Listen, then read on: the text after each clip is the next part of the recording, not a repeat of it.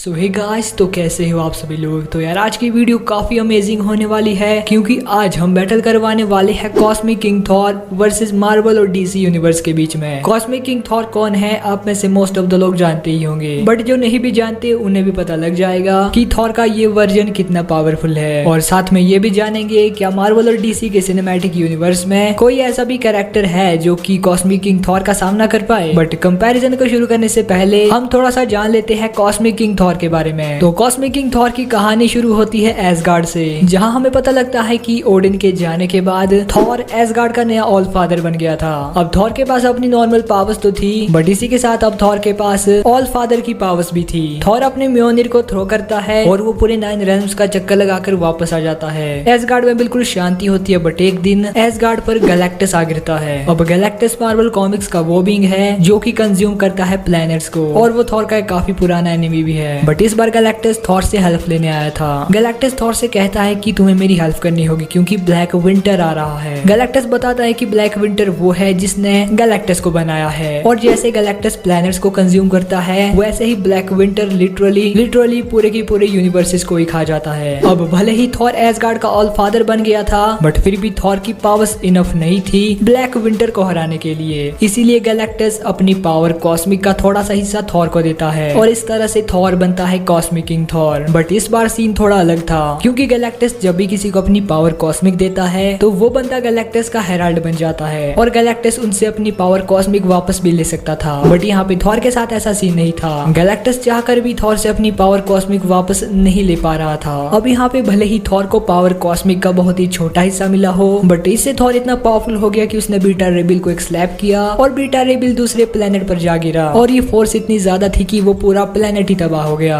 But यहाँ पे black winter का सामना करने के लिए उन्हें और पावर चाहिए थी, इसलिए जो गैलेक्टस था उसने 5 और प्लैनेट्स को कंज्यूम किया, और इसी वजह से गैलेक्टस पावर कॉस्मिक से पूरा चार्ज हो गया। और जब गैलेक्टस एंड थॉर का सामना हुआ ब्लैक विंटर के साथ में, तो वहाँ पे थॉर को ये पता लगा कि जो ब्लैक विंटर है वो एक्चुअली उसके यूनिवर्स को डिस्ट्रॉय करने नहीं आया था, वो अपने हेराल्ड यानी कि गैलेक्टस को वापस लेने आया था। यहाँ पे थॉर को पता लगा कि गैलेक्टस ने उसे ट्रिक किया है। गुस्से में आकर थॉर ने गैलेक्टस के ऊपर एक पावरफुल लाइटनिंग स्ट्राइक की, जिससे कि गैलेक्टस का पूरा आर्मर ही ब्रेक हो गया, और इसके बाद थॉर ने गैलेक्टस की सारी पावर कॉस्मिक को एब्जॉर्ब कर लिया। गैलेक्टस ये सब देखकर खुद हैरान हो गया कि थॉर ने ये सब किया कैसे, और हम देखते हैं कि थॉर पावर कॉस्मिक से पूरा चार्ज हो गया था। और इसके बाद कॉस्मिक किंग थॉर ने ब्लैक विंटर को हराने के लिए वहाँ पे अपने सबसे पावरफुल अटैक यानी कि गॉड ब्लास्ट का यूज किया, और लिटरली ये गॉड ब्लास्ट इतना पावरफुल था कि ब्लैक विंटर भी मारा गया। और ये वही ब्लैक विंटर है जिसके पास की पूरे यूनिवर्स को डिस्ट्रॉय करने की ताकत थी, बट कॉस्मिक किंग थॉर ने इसे हरा दिया। तो ये तो हमने बात कर ली कॉस्मिक किंग थॉर के बारे में। अब शुरू करते हैं आज के कंपैरिजन को। तो यहाँ पे सबसे पहले कॉस्मिक किंग थॉर का सामना होगा मार्वल और डीसी के ऐसे सुपर हीरोज के साथ में जिनके पास की कोई स्पेशल पावर नहीं है, like Hawkeye, black window, captain America, winter soldier, Batman, peacemaker, suicide squad and और भी ऐसे काफी सारे सुपर हीरोज। तो अगर ये सभी मिलकर भी कॉस्मिक किंग थॉर का सामना करते हैं तो लिटरली ये कॉस्मिक किंग थॉर के सामने कुछ भी नहीं है। कॉस्मिक किंग थॉर की तो बात ही मत करो, ये सब मिलकर भी थॉर के बेस फॉर्म को हरा नहीं सकते। एंड यहाँ पे तो फिर भी कॉस्मिक किंग थॉर की बात हो रही है। और इसके बाद कॉस्मिक किंग थॉर का सामना होगा थोड़े पावरफुल सुपर हीरोज के साथ में, like Spiderman, Iron Man, Captain America with म्योनिर, Adam Warlock, Wonder Woman, Aquaman, Flash, Cyborg, Namor and और भी ऐसे काफी सारे सुपर हीरोज। अब यहाँ पे ये सारे सुपर हीरोज मिलकर थोड़ी देर के लिए कॉस्मिक किंग थॉर का सामना कर सकते हैं, बट यार फिर भी कॉस्मिक किंग थॉर अपनी थोड़ी सी पावर्स का यूज करके इन सभी को भी नॉकआउट कर देगा।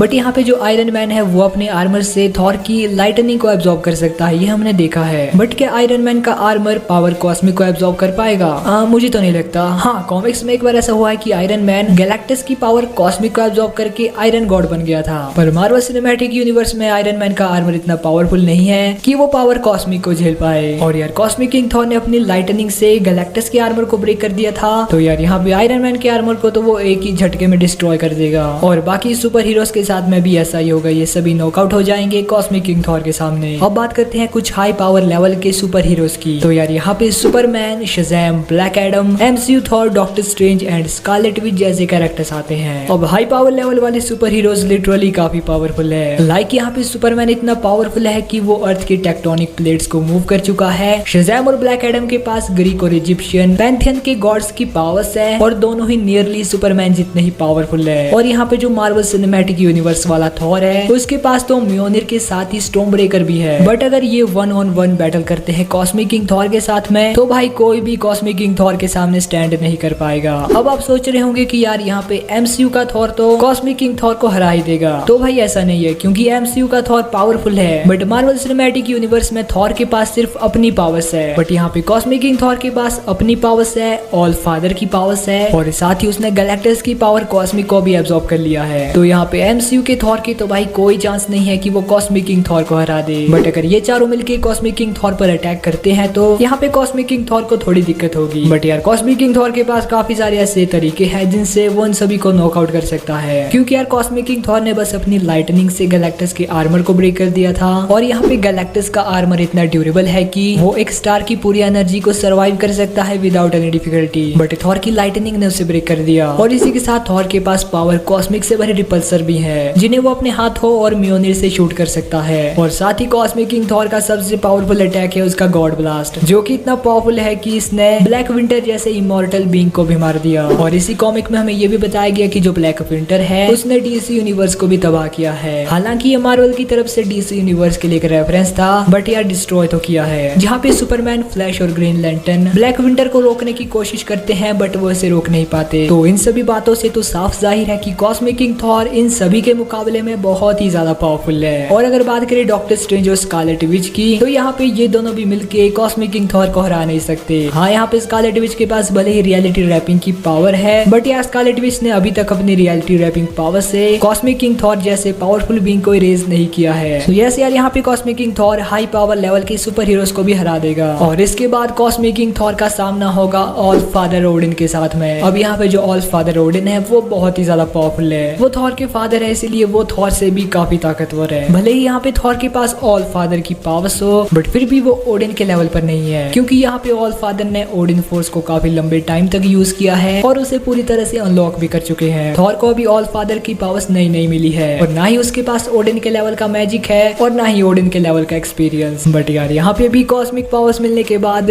थॉर ओडिन से भी काफी पावरफुल हो गया। और इसका सबसे बड़ा एग्जांपल ये है कि जब ऑल फादर ओडिन का सामना एक हंगरी गैलेक्टस के साथ में हुआ, तो वहाँ पे एक हंगरी गैलेक्टस को हराने के लिए ओडिन को अपनी ओडिन फोर्स का पूरा यूज करना पड़ा, और उन्होंने गैलेक्टस को हरा दिया। बट इसके बाद ऑल फादर को अपनी ओडिन स्लीप में जाना पड़ा। बट वहीं on the other hand cosmic king Thor ने एक फुल पावर्ड गैलेक्टस को हराया है, और साथ ही गैलेक्टस के डैडी ब्लैक विंटर को भी मारा है। तो यार यहाँ पे साफ जाहिर है कि cosmic king Thor all father Odin से तो बहुत ही ज्यादा ताकतवर है और उन्हें हरा भी सकता है। बट इसके बाद कॉस्मिक किंग थॉर का सामना होगा सेलेस्टियल्स के साथ में। अब जो सेलेस्टियल्स है वो मार्वल यूनिवर्स की कॉस्मिक बीइंग्स है, जिन्होंने यूनिवर्सेस के अंदर क्रिएशन और डिस्ट्रक्शन का काम किया। और मार्वल के यूनिवर्स में सेलेस्टियल्स स्काई फादर से भी काफी ऊपर आते हैं। बट क्या कॉस्मिक किंग थॉर इन्हें हरा पाएगा? वेल, अगर देखे तो yes, cosmic king Thor celestials को भी हरा सकता है, क्योंकि मैं आपको बताता हूँ कैसे। एक बार कॉमिक में हुआ ये था कि जो गैलेक्टस है उसने 4 प्लैनेट्स को कंज्यूम करके 4 सेलेस्टियल्स को बराबरी की टक्कर दी, और उनमें से एक सेलेस्टियल को मार भी दिया। और यहाँ पे जो कॉस्मिक किंग थॉर है उसके पास एक ऐसे गैलेक्टस की पावर है जिसने की 5 प्लैनेट्स को कंज्यूम किया था।